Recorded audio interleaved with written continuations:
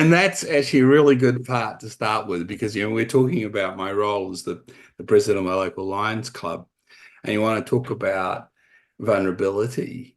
I think Hmm. this is probably one of the most core aspects of being required by a leader.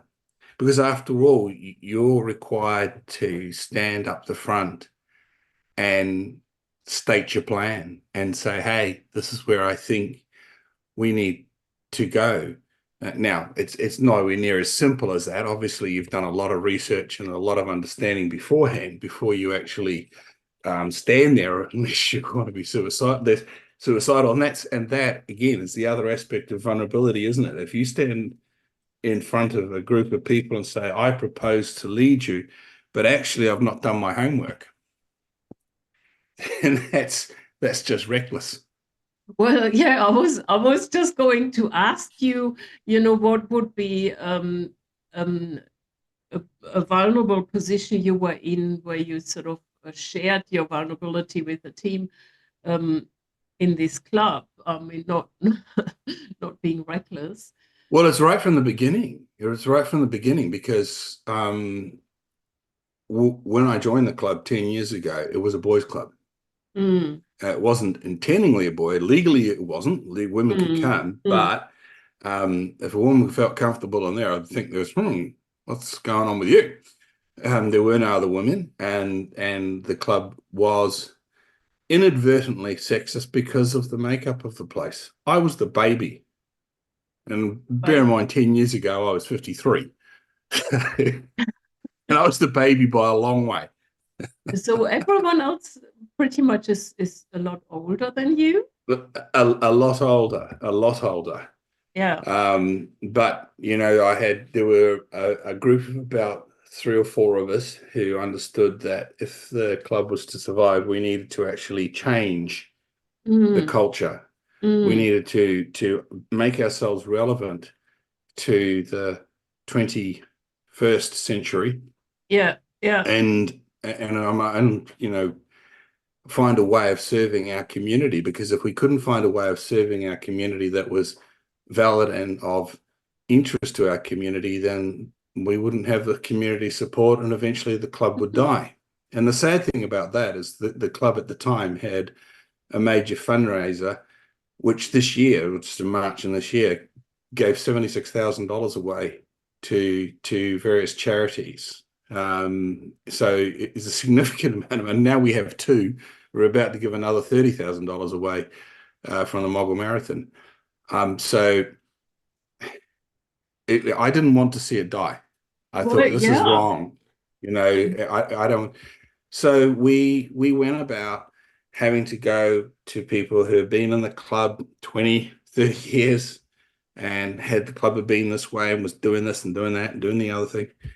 Um, and we had to try and change it. And we had to try and change it so as it was open to women, which meant that, and I'll give you an example where I really went out on the limb.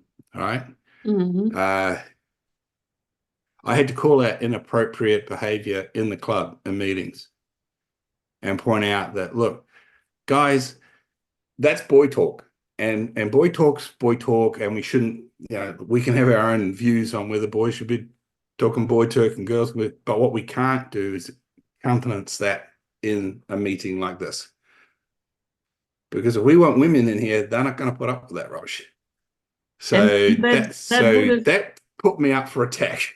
That's like, yeah, man. that would have put you in a vulnerable position, Mm, but being mm. authentically sharing this. And what was, I mean, that takes something to do so, and that shows leadership and the Well, courage to be vulnerable.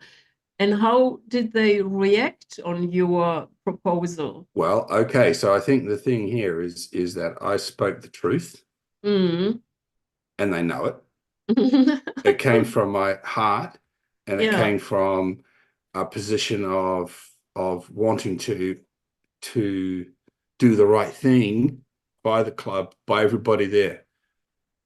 yeah, And when it landed not as me telling the other member off who made this comment, but more about saying, hey, look, end, time to change.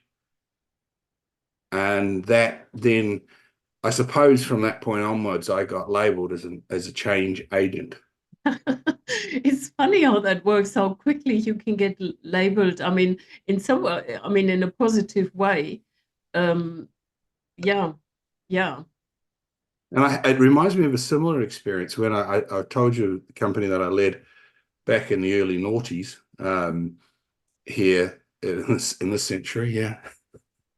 Um, I laughed because I had a request the other day for a reference from a supervisor, and I sort of had to say to them, I haven't had a supervisor in this century. What do I do? So anyhow, walked into this company, and it was in a terrible mess in communications. Um, the men weren't talking to the woman. Then the woman didn't really care, talk to the men. The previous general manager had been sacked for sexual discrimination. And it was a seething mess of discontent. So what do you do? Well, what I did was Thanks for uh, asking the question on my behalf. But yeah, that well, I'm telling the story, right? So yeah. the Please story go ahead. is I'm really curious because this sounds like a really full-on situation there. it was a full-on situation, and what I knew going into the situation was that the grapevine only thrives if there's no good, solid communications inside the company. It only thrives if people can't get the right information easily and with comfort. So what I did was immediately set up a communication structure in the company where the teams met weekly with their team members. The team Mm, leaders met fortnightly to mm, discuss what's going on between the teams. The managers met, the managers met fortnightly as well, but on alternate fortnights, so as we made sure the messages went down the line. Okay. Oh, sorry, the managers met weekly. So my team met with me weekly, all right, because they were my team, all right. But we met with the team leaders fortnightly, and then the whole company got together every month. mm, And mm. of course, everybody was cynical to start with. Of Everybody course, yeah, didn't that want would to have a be. bar of it and all the rest of it. And I just simply persisted because sometimes you've just got to persist. You can't jump into that situation and ask people what they think because you know already what they think. Yeah, There's that no would be. point. That's right. They've given up. They're cynical, and it is in some way also understandable. But we seem to fall into this very quickly.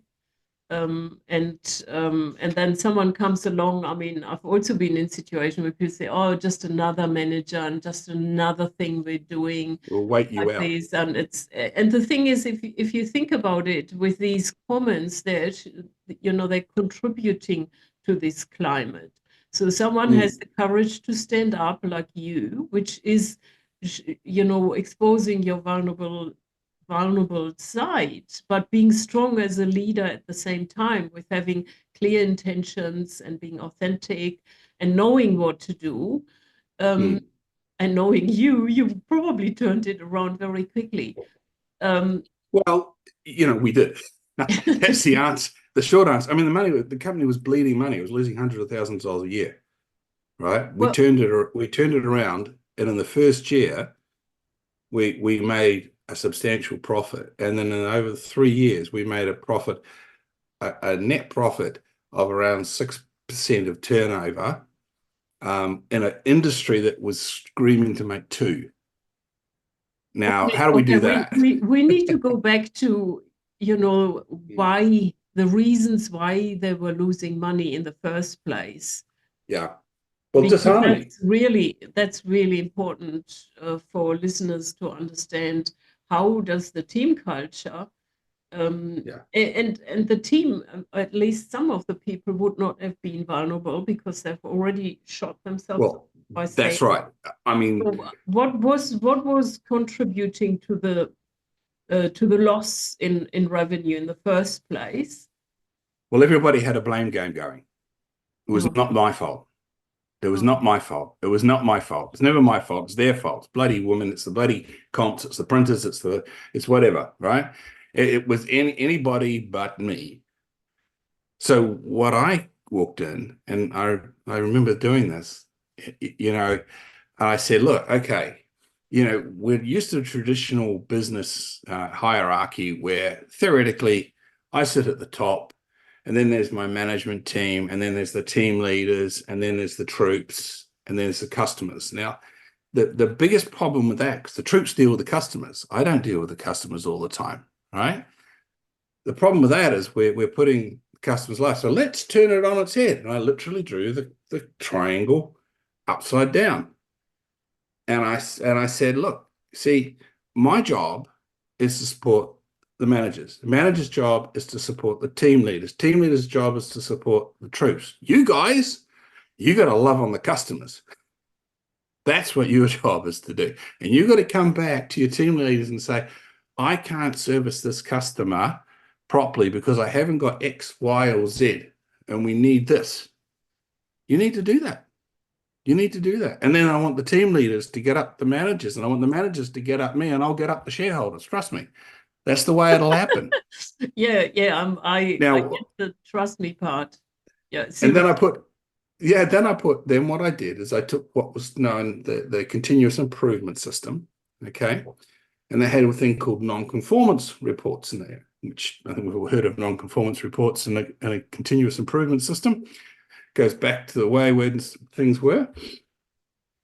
Nobody wanted to put in a non-conformance report because it was ratting on the person up the line. So, pile of stuff gets from one department to another department. That department knows the potential fault, and they felt that if they didn't like the guy, they'd rat on him, right?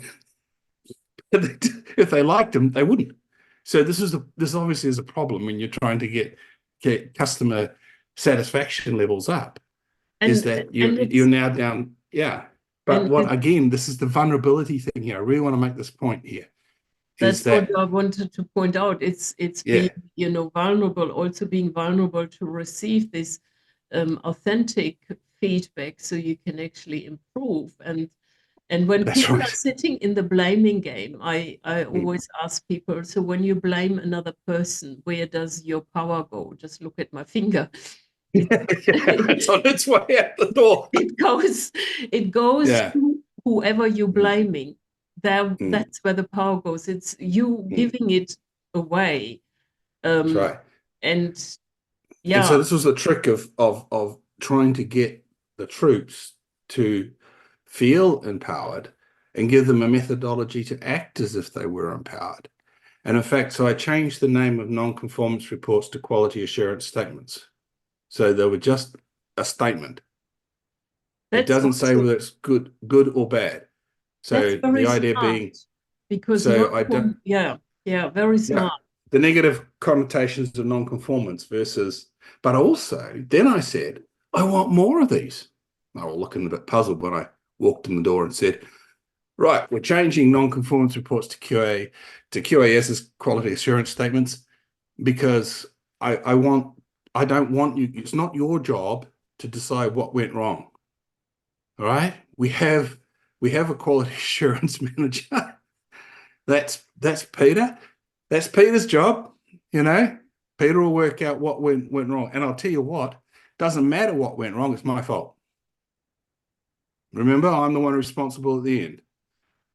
So all blame comes here, not inside the workforce. It's my fault because I'm the only one who can really do anything about it. Agree? Oh, so now I want more of these. Like, what do you mean you want more? Well, these forms are here for you to say, here's a quality assurance statement. If I had more light in this area, I would have fewer faults because I'd be able to see. If I had a new counting machine, that would make a difference. If you, hey, and the first one of these I got back, right, said, hey, on the night shift, we turn the lights on in the cafeteria and we don't need all the lights. We just need the lights over the kitchen area. So why not save the electricity and put two switches in? Okay. it cost more to make the change than we would save in probably 10 years. But the value of making the change to the staff and empowering them and saying, hey, look, the printer came up with this idea. Look, the boss listened, acted on it, wacko, within 2 weeks, there's 2 switches there. And did I get some crap from the board going, what are you doing? Yes, I had to explain that to them. But here's why they were very happy. You heard the profit results. Because, and this is a Gallup figure, not mine, engaged workers are 3.5 times more productive than disengaged workers. And for an employee to be engaged, they've got to trust you. They've got to trust the leader. And that means the leader's got to be pretty much wide open and ready. Doors open, mind open, heart open. You know, we talked about what love's got to do with it. Well, love's got a hell of a lot to do with it in these circumstances.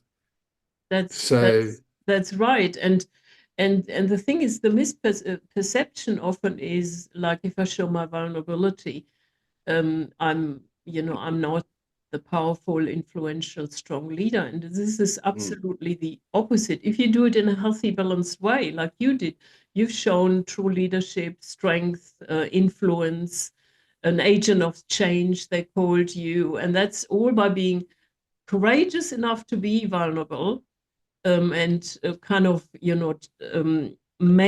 propose these changes, follow through on them. And also, I think there's also an aspect of being accountable. Sometimes, you mentioned it sometime before in these sort of previous processes, that teams often don't hold each other account because, there may be some underlying hidden agendas why they're not holding each other to account.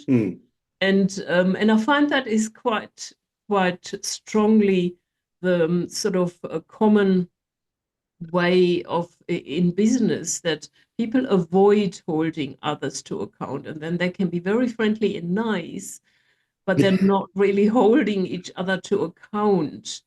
And that There's that word also, again, nice. nice, nice. You can Nothing see in it, me like I'm cares not enough. liking nice. What Yeah, the hell nothing does in that me mean? cares enough to tell you the truth. That's right. I mean, I have NICE. I have a thing Um, with the word of nice, the word nice. Um, mm, yeah, and that also in turn takes also vulnerability, because if you hold another person to account for what they've promised to do, then you put yourself in a vulnerable position as well, because mm. you might get a rejection or a strange answer, but hold your So, ground.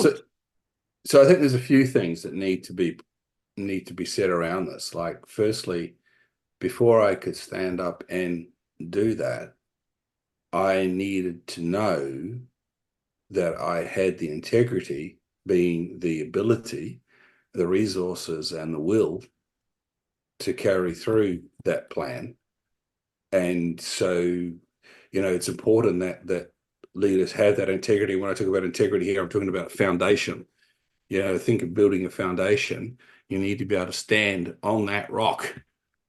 If you don't have the integrity, if you don't have the capability, if you have concerns about that, sort that out first. It's an important component of Yeah. being able to be vulnerable, because if you know you've got the goods, you can deliver them. But if you don't, then you will have difficulty being authentic, standing there and delivering such a message. And the moment you're inauthentic, that's when people will start losing trust in you. And Yeah. everybody's done it. Everybody's met somebody and they go, just don't know about that guy or that girl. I'm not sure. And when you get that, that's probably because there's something that doesn't marry up with your expectations. Now, that you might be wrong, but from that moment, that impact, you are now looking for your mind is looking for evidence to support your theory. That's right. And we're sort of, as human beings, we are geared with these senses that we sense if someone is not authentic. It's we sense it in our body. We may not know That's right. exactly what this is about, but we sense it. We're wired like this. Hmm. This is, probably a good conversation when we want to talk about intuition, but we're wired like this. So Mm. if you don't have that authentic relationship with yourself, and as you said, the understanding, I can pull this through, I'm standing on a strong foundation, and I have the intention, and I'm not going to let go. Mm. You will go through the muddy waters and come out at the other end. Mm. But yeah, And I think this is also something we witness in. It's really important, I think, and for business leaders and for people who would want to be business leaders, and I hope our listeners are amongst them. I do hope that we're helping people up the hill, even if this old bugger might be getting over it. But that's the plan, to be helping people up the hill to be good leaders. Don't look around you, do an inventory on yourself and say, where am I strong? Where am I weak? Where do I need to look at to strengthen myself? And this is another exercise in vulnerability. Listen and ask people. 360 feedback's not such a bad thing. oh, Ask your boss, what are my weaknesses? Now, that's using vulnerability and opening yourself up so that you get information that you can then build on. If you're sitting there and saying, "Oh, I'm too tired, I'm too scared to talk to my boss, I'm worried about what he'll say," you know what your boss is going to say? He's going to say, "Why are you so closed? Why, why are you so anxious all the time? What are you worried? Why are you fearful?" There's that whole biblical story of the talents. You know, like, that if you don't use your talents, you lose them. yeah, and the thing is, when I go back in my professional career, the people, the managers or the peers who gave me honest feedback on how I'm performing or where I have a weak area, it took something from them to tell me, because they also needed to show some vulnerability to tell me this, because they didn't know how I would react. But the thing Oh, and is, Jacqueline's a powerful woman. yeah, don't tell her. She, but I was very grateful. If I think now back, these people who have given me this feedback contributed for me to understand my blind spots and do something about it and improve. And Mm. that doesn't happen too often. But I can still remember those situations. And I don't remember the situations where people don't say anything because I didn't say anything.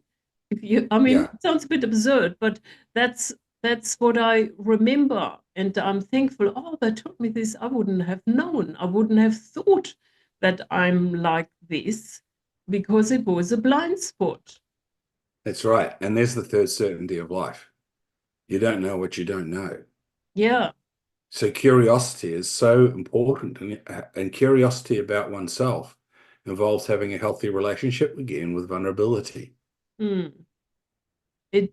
And I know that like Brené Brown talks about there's no courage without vulnerability, and she's right. I'm not going to doubt that at all. How dare I even think Yeah. about going against the great Brené Brown? But it's not. People often think of courage as being pumped up. I'm ready. I'm determined.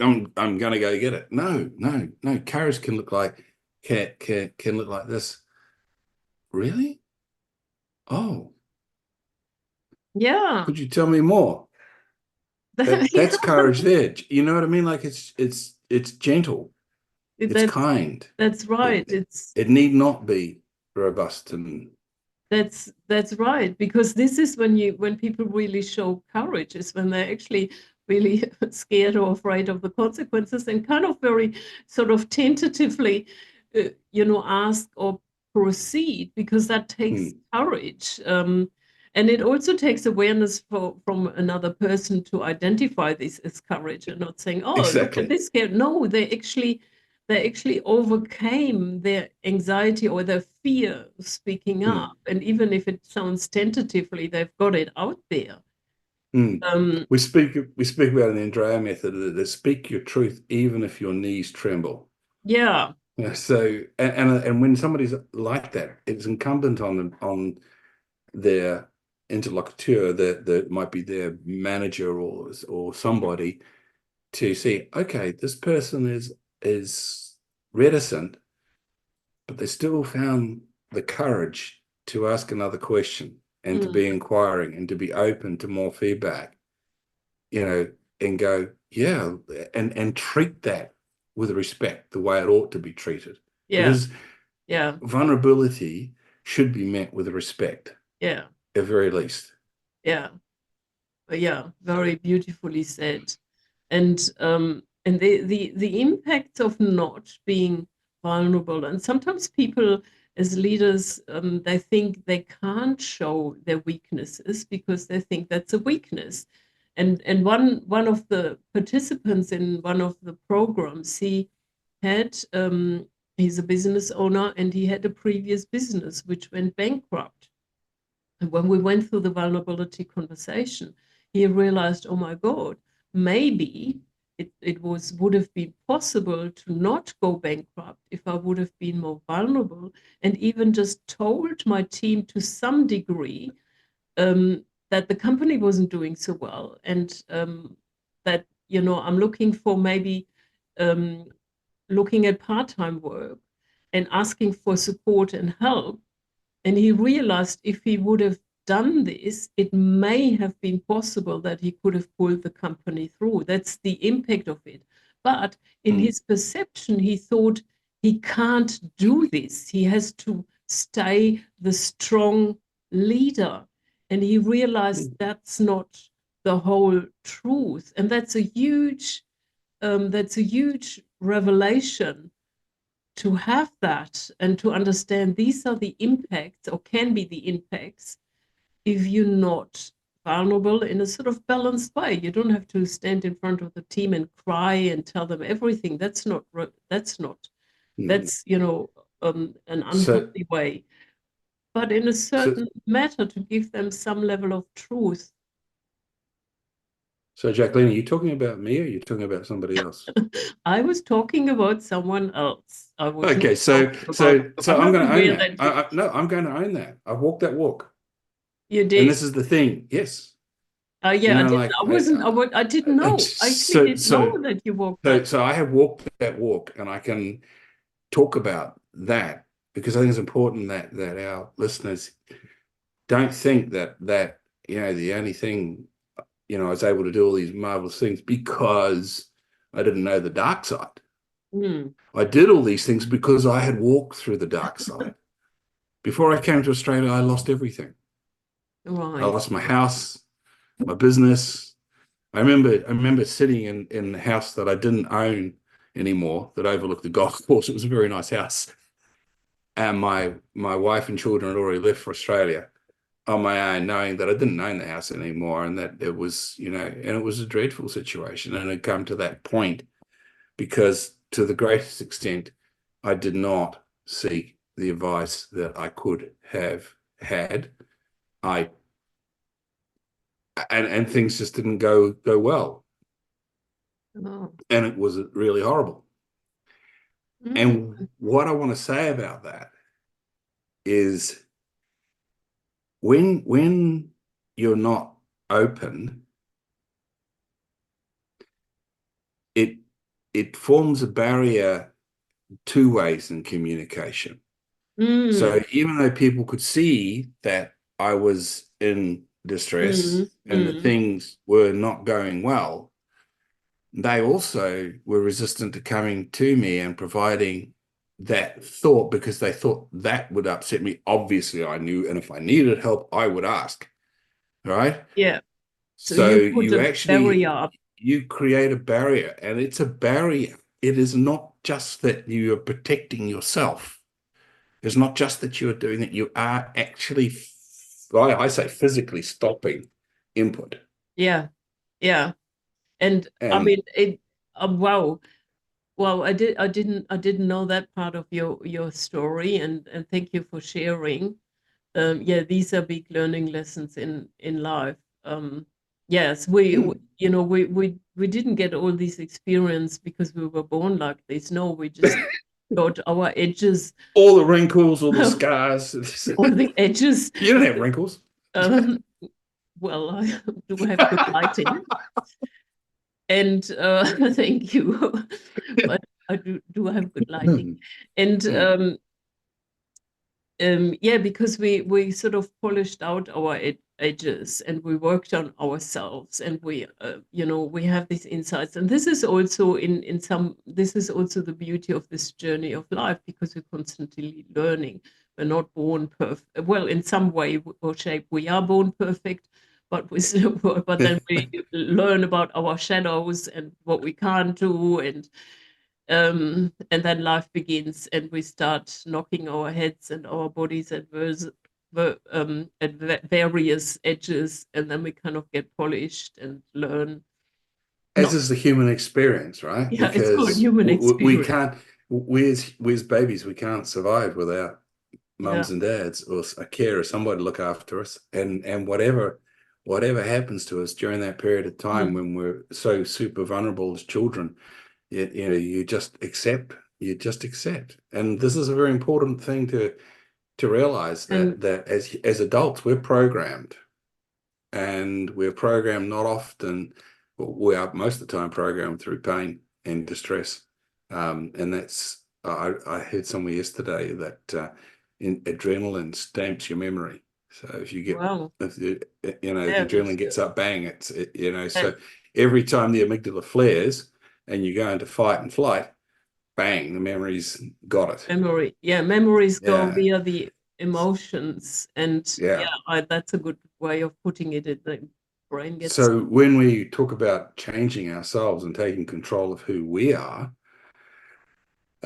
we have to go back and look and go, well, gee, I'm not perfect. In fact, I'm about as far from perfect as you can get.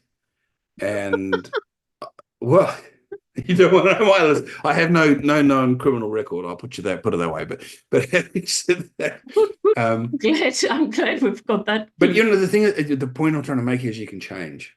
Yeah, Everybody can it change, it but it the is. key component in change is vulnerability. Yeah, and Are it's you healthy enough in your relationship with vulnerability to admit and open to the fact you need change? And frankly, if I was saying something to all the men in the world at the moment, particularly young men, probably aren't listening to me anyway, but I'll have a crack.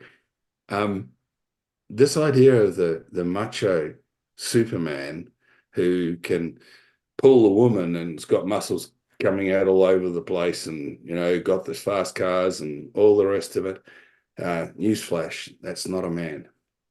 That's an advertisement. oh A man is someone who can actually stand there and be there for his people. yeah, Someone who's prepared to understand that when he stuffs up, he has to say sorry, that he is human. yeah, and And if you wow, and if you want to be there and you really want to be a man, then see how good you are. Build that relationship with vulnerability. Show the world how vulnerable you can be, and yet strong in yourself. that's right. And women will appreciate this. Being a woman, I can appreciate it. Hmm.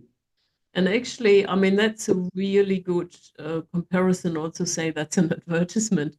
Um, I've never heard that before, and it's so true. And okay, so now you've changed. You've shared something about the man perspective. Let me share something about the female perspective.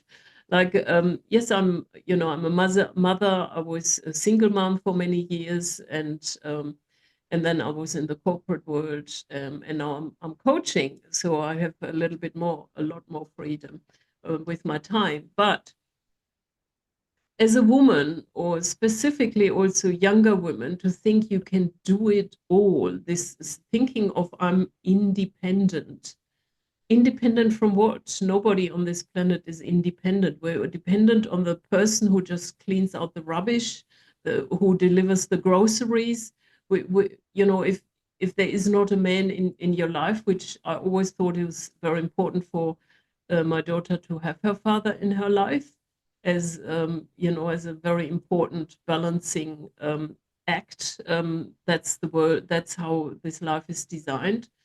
But yes, I was in the corporate world, but also there is a balance around it. You need to maintain a balance. It's not about, oh, I can do this all, I don't need a man. The independence talk is more, I think we are being subdued with this. The independent, I'm an independent woman. Yes, we want to be independent as in take accountability and responsibility for our lives, but we're not independent from other people. If I have a child and there is no man in my life and I'm working because I have to work, I need to find someone else who looks after my child. So there is not this independent, so thinking, oh, I can do it all. I've mentored a lot of younger women when I was in the corporate world around this issue that they were trying to do it all, and then also not being able to manage upwards with their managers and saying, I cannot take on this extra work. This is too much. And, I need to go home at 5 because I have children and I have to cook dinner. I can't do it all. And they were virtually running themselves into the ground. So there's an aspect of vulnerability, of being vulnerable to actually express this and also ask for help and say, no, I'm not superwoman. Mm. That's sort of the other side of it. Pretending I can do this all, eventually it'll catch up, and I've seen Yeah. that too. And yeah, so that's both So this is extreme this. sides of things are out of balance. That's what it is. Things are out of Yeah. balance. This brings my mind to the need for a village, and I think a successful business place can operate like a village. You're all dependent. You're a company. You're a group, and you all derive your income from that business being successful, whether it's taken in form of profit or whether it's taken in form of wages or salary or benefits. You're all dependent on one another as a family unit, if you want. Now, I'm not asking you to live in each other's pockets, but you can understand the need for trust, the need for authenticity, the need to know that somebody else is speaking their truth right next to you, that you can bank on that person's in there as well. And that is all going to be predicated on the presence of vulnerability in the workplace. And the leader has to go first because that's what the leaders do. That's why they're leaders. That's inherent in the word leader. You first, Yeah. you're the leader. Yes, I think that's beautifully put. I always think of that famous Pink Floyd song, "Forward They Cried from the Back." No, you can't call forward from the back. And the first rank died. Like, no. If you're going to lead, you have to be there, and you have to be up front, and particularly you have to be a role model in context of the ways of being that you want to actually see in the workplace. Yeah. And I'm telling you, start with vulnerability, and you're going to then build your awareness. And as I said, integrity is a very important part of this game, and your attachment to authenticity and responsibility. Look, I'll stop there because I tell you what, if you can encompass all those things, then you're a long way down the road to every other way of being falling into place and having that power. But look, I've screwed up so many times it's ridiculous. And post that job where I did a wonderful job, I got a great job following that, which is where I went and did all my international stuff. Well, I went back to international trade and spent 10 years flying around the world. But even that, see, eventually I started believing my own publicity. And as soon as I started believing my own publicity, my relationship with vulnerability started to fail. And I started to think that I was Superman because that's what everybody told me. And, this happens. We're humans. We're humans. And when that crashed, when I say crashed, I burnt out. And then left that job and then started this work and started to understand why was it that I had repeating this pattern, And and then I learned about vulnerability. Yay! It's like, Hopefully, no, hopefully I won't have to go around the bush again. it's, and the thing is, being vulnerable is not a comfortable place. It's not, oh, it's nice and cozy. No, no, it's not. We're not designed like this. We're designed to protect us. But we just Yeah. wanted to highlight with this conversation, if you don't have a healthy relationship to vulnerability, where it can really lead to some disastrous places Mm. because of that. And it's interesting that you talk about that the comfort zone and the discomfort zone. And when you're uncomfortable, that's when you're growing. But I hasten to add, that's why I brought on this issue of integrity, Jack, because the more work you do to prepare yourself, and you can't always just be doing the preparation stages, you've got to jump out and do it, right? But acknowledging your shortfalls and understanding what you have to shore up, Mm, then that's the sort of work you can do that will make you less uncomfortable because you've done your work, you've done your homework. And sometimes you find like I know a person who jumped into a university degree in their 50s, and they thought, oh, can I do this? Oh, no, I didn't. I mean, I graduated high school, but didn't do much, Now I have to do university level. And this person then went and paid for coaching to get their first assignment done. And this person virtually did the assignment, if you want. And then they took one look at it and said, no, I can do better than that. Got down, got busy, got it done.